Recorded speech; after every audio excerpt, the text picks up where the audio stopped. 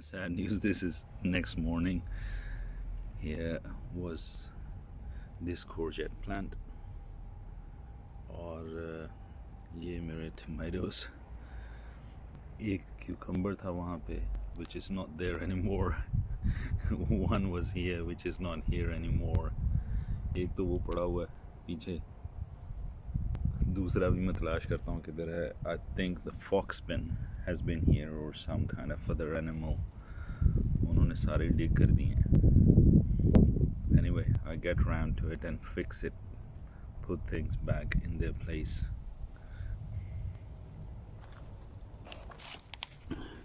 मैंने दोबारा से वो पौधे लगा दिए हैं इसमें, लेकिन ये क्यूकम्बर काफ़ी सैड लग रहा है इस वक्त. Part of life. लेकिन मुझे हैरत हो रही है कि जो वहाँ पे लगाया था मैंने खीरा, वो पौधा ही नहीं मिला मुझे. वो पता नहीं कहाँ उसने फेंक दिया है. अभी दोबारा से मैं अराउंड देखता हूँ, कहीं से मुझे मिल जाए तो उसको दोबारा से काट दूँ. ये सारे पौधे लगा के पानी तो मैंने अच्छी तरह से दे दिया है इन्हें, लेकिन अब मुझे लग रहा है कि ये जो उसका पत्ती जिसमें दूध हो, शायद उसकी स्मेल की वजह से फॉक्स ने इसको डिग अप किया है.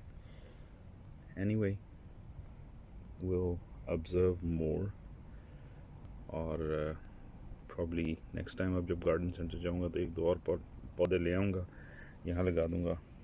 Let's hope so this one perks up. अभी असल में कुछ घंटे ये ऐसे ज़मीन से निकल के पड़ा रहा है ना, और वैसे भी खीरा वगैरह बड़ी नाजुक सा पौधा है. ट्रांसप्लांटिंग और रूट्स वगैरह डिस्टर्ब हों तो ये बड़ा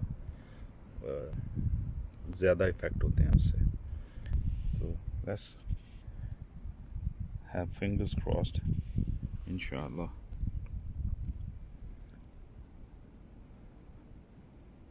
खैर इंशाअल्लाह.